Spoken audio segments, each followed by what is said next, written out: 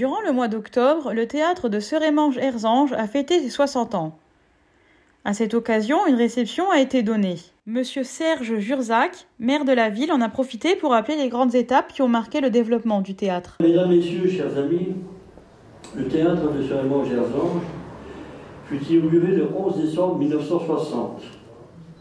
Alors on a un an de retard, puisqu'il y a eu la pandémie, on n'a pas pu le faire avant. Avant cette date, on pouvait de temps à autre assister à des représentations théâtrales dans notre commune, comme dans plusieurs autres de la vallée. Il s'agissait avant tout de spectacles amateurs qui avaient lieu dans les salles d'œuvre, qui se trouvaient la plupart du temps à proximité des églises.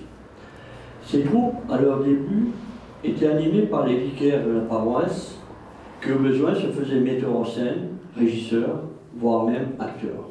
Notre théâtre municipal, devenu en 1984 théâtre Lucien Roulet, en l'honneur de celui qui fut maire de 1945 à 1971, ce théâtre a assurément pris de l'âge.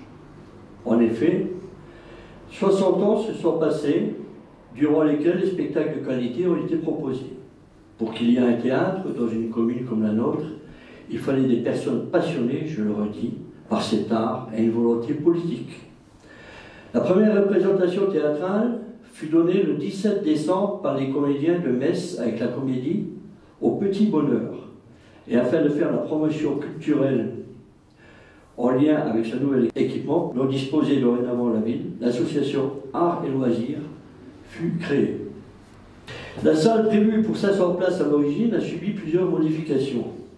La première, à la suite de la catastrophe du 5-7 en 1970, à Saint-Laurent-du-Pont, en Isère, où il a fallu faire une mise en conformité de la salle qui a été vraiment nécessaire. En 1980, à l'occasion de la réalisation du foyer des anciens, qui est juste à côté, un agrandissement a permis d'ajouter des loges et un espace pour les décors. En 89, j'ai été élu en 89 sur la liste conduite par Jean-Jacques Renaud, et j'ai reçu la délégation en charge des bâtiments communaux. J'ai à ce titre rédigé, avec l'aide des membres de la commission, un inventaire de nos bâtiments et de ce théâtre en particulier. Alors je dirais que la non-conformité des tissus pour les sièges et tentures, l'accès de la régie à la scène, l'accès entre côté cour, côté jardin, qui a été réalisé ici, et le réglage des éclairages à partir des projecteurs, qui était fait à partir d'une échelle où il fallait monter les projecteurs devaient être à 7-8 mètres. Donc vous imaginez le danger que ça pouvait occasionner. En conséquence, après en avoir entretenu le maire, la décision fut prise de faire appel à une maîtrise d'œuvre. Donc M. Probst, architecte dans notre commune, fut mandaté. Il a d'ailleurs, au regard des demandes spécifiques de Julien Albrecht, fait appel à un collègue scénographe, M. Crevoisier. Le but recherché était de donner à cet outil une dimension maintenant professionnelle. L'étude fut terminée en 1994 et à partir de juin ou juillet 1995, la nouvelle équipe a lancé des travaux d'aménagement, de mise en conformité, de réaménagement et d'amélioration de l'acoustique pour un montant égal de 15 651 000 francs, soit 2 347 670 euros.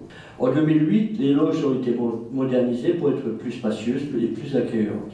Enfin, cette année, le hall d'entrée a été rénové et une sonorisation plus performante a été installée. Dans ces lieux, le théâtre amateur a connu de beaux jours. Sous la houlette de René Grégoire, le secrétaire de mairie de l'époque, une troupe animée par Émile Laurent s'est constituée. Elle fut l'une des activités essentielles d'Arts et Loisirs. Arts et Loisirs a assuré durant une longue période la gestion de la programmation. Durant plus de 40 ans, Julien Albrecht a œuvré au service du théâtre en tant que directeur, régisseur et technicien à la gestion du matériel. Après la victoire de la gauche en 1977, la nouvelle équipe souhaite en 1978 privilégier le théâtre boulevard. Pendant plusieurs années, les années Charles Barret et les galas Carcenti ont été proposés par Arts et Loisirs. Ainsi, Jean Lefebvre, Darry Cole, Michel Roux et bien d'autres ont connu un franc succès dans notre ville. Tout comme Marc Mercadier, pour cette grande dame du théâtre des boulevards disparue récemment, nous aurons ici ce soir une pensée toute particulière. Beaucoup ont eu le bonheur d'assister à des pièces comme Lamar, Cyrano de Bergerac, Knock ou Le Bourgeois Gentilhomme. Elles ont permis d'attirer un important public de collégiens et lycéens. Et qui ne se souvient pas des pièces interprétées à merveille par la troupe Marc Ollanger du Théâtre des Capucins de Luxembourg. Sans oublier les soirées de fou rire avec les comédiens du théâtre des Galeries de Bruxelles qui restent gravés dans les mémoires pour la plupart d'entre vous. Mais le succès de la section théâtrale ne doit pas se faire oublier d'autres activités tout aussi dynamiques. Je pense aux séries de conférences, avec une entre autres la connaissance du monde, conférences filmées, qui ont connu un franc succès tant pour leur valeur culturelle que pour la valeur connue et reconnue des intervenants. À partir de 2004, suite à la dissolution d'Art et Loisirs, les bénévoles ont rejoint le centre socio-culturel qui, au travers d'une activité nouvelle pour le centre, reprend alors la gestion et la programmation en lien avec un comité de pilotage. J'ajouterai enfin que le théâtre amateur, dont les moribonds, a fait preuve d'un regain d'activité exceptionnel. Le Schneck, théâtre fondé en 1980 à l'initiative de Patrick Reuser, Roland Marquelin, Jean-Robert Val et Jean-Pierre Tonini ont proposé des spectacles sur des textes écrits par Roland Marquelin. La création du Festival du théâtre amateur, organisé à l'initiative de la Commission culturelle, a montré, s'il en est besoin, la vitalité, la force et l'engagement de ce type de théâtre. Depuis maintenant 10 ans, lors de ce festival, des troupes amateurs de la région viennent jouer dans notre théâtre dans des conditions professionnelles. En 2019, une nouvelle troupe de théâtre amateur, Les Effrontés, a vu le jour dans notre commune. La première de leur création a fait salle comble en février 2020. Tout au long de ces années, notre théâtre n'aurait pas fonctionné sans les régisseurs techniques successifs, DJ Keller, Eric Mock, Olivier Drian, l'équipe théâtre, les services techniques de la ville pour décharger et installer les décors, les bons soins apportés par les concierges et les personnels d'entretien, mais aussi et surtout, le théâtre n'aurait pas pu fonctionner sans les nombreux bénévoles, dont certains sont actifs depuis le début. Je pense notamment à André Introvigne, Gérard Michel et Bernard Chris, et d'autres encore. En 2019, le poste de régisseur est municipalisé. Et c'est un comité de pilotage qui assure la gestion du théâtre. Les bénévoles décident alors de créer leur propre association, l'Entracte.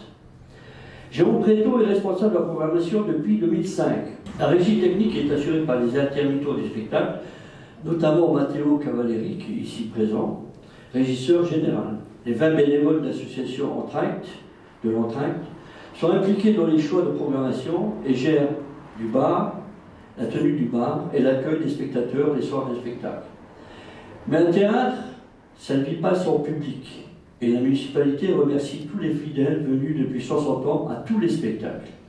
Et un théâtre ne vit pas sans pièces de théâtre et sans comédiens. Merci à tous ceux qui sont passés par la scène de notre théâtre. Pour nous tous ici ce soir, c'est un moment de fête. L'anniversaire de cet outil connu et reconnu au-delà de notre territoire, avec les deux associations de comédiens amateurs et professionnels qui sont la démonstration de notre capacité à surmonter les épreuves du temps. Cette capacité à durer est la plus belle réussite. Les porteurs de ce projet, il y a 60 ans, ne s'y sont pas trompés. Ils et elles, bénévoles, ont su transmettre une volonté de maintenir cet outil culturel qui n'a pourtant pas toujours fait l'unanimité. Force est de constater que si nous voulons que notre théâtre puisse fonctionner dans de bonnes conditions, nous avons besoin des associations sémongeoises et assangeoises, avec vous toutes et tous bénévoles, qui assurent la bonne marche de cet outil. Ce soir, à l'occasion de ce 60e anniversaire, je ne saurais conclure sans rendre un hommage à l'action de Julien Albrecht, pour qui la culture était un levier pour rassembler les gens. Au travers de lui, bien sûr, je pense à toutes celles et tous ceux qui ont œuvré au cours de ces années pour ce résultat. Voilà, mesdames et messieurs, chers amis, le message que je souhaitais faire passer ce soir. J'aime à penser qu'il sera entendu. Je vous remercie.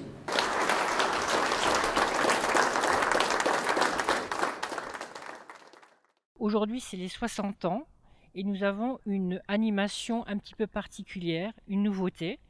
Nous avons invité le Théâtre du Nez de Thionville qui nous fait un petit spectacle de rue et c'est assez intéressant.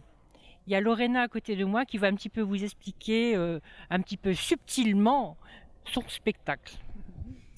Oui, en effet, donc le Nest Théâtre, dirigé par Alexandra Tobelem, propose Into. Donc il s'agit d'un spectacle pour une personne, pour une spectatrice ou un spectateur. Un spectacle qui dure moins de 10 minutes. Un spectacle très intimiste. Voilà, donc la Vallée de la Fensch nous a invités à faire une tournée, et notamment ce soir, nous sommes heureux de participer à cette soirée au Théâtre de Cérémange.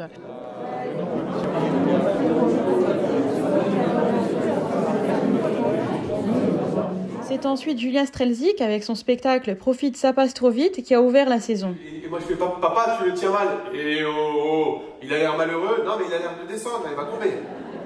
Je comprends jamais, les grands-parents ils disent il a l'air malheureux, ça n'a rien à voir avec la situation. Et c'est bizarre de devoir donner un conseil à la personne qui lui-même t'a porté quand tu étais petit. Vous suivez le truc? C'est très étonnant. Papa, tu le tiens mal, porte-le bien, alors remets-le bien. Et oh, j'en ai eu 3 avec toi. Enfin avec toi. En te cantant dedans. Il est d'Algrand.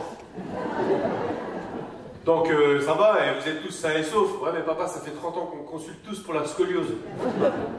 Vive le théâtre!